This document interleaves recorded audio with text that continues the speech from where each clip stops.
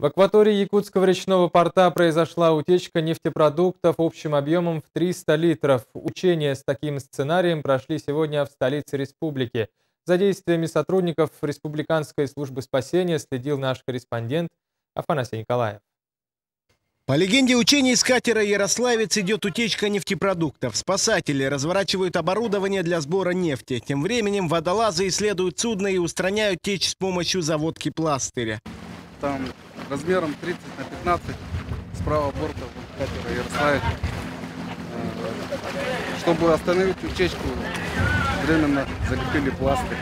Тем временем спасательный катер устанавливает боновые заграждения для локализации места условного загрязнения. Спасатели распыляют сорбент, который впитывает нефтепродукты. С помощью скраберов и шансового инструмента ликвидаторы начинают сбор условно загрязненного сорбента.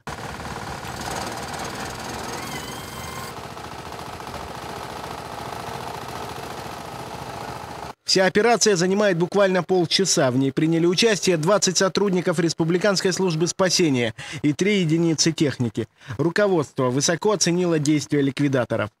Да, сегодня служба спасения республики проводит вот такую тренировку по ликвидации аварийных разливов нефти и нефтепродуктов. Конечно, служба спасения у нас всегда отличалась высокой оснащенностью, готовностью к проведению такого вида работ.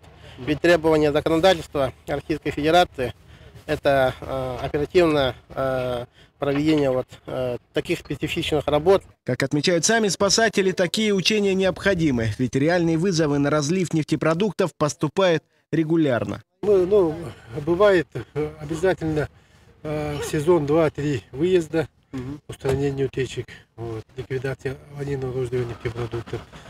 Поэтому мы ежемесячно всегда системно проводим такие учения, занятия. Афанасий Николаев, Василий Слепцов, НВК «Саха», Якутск.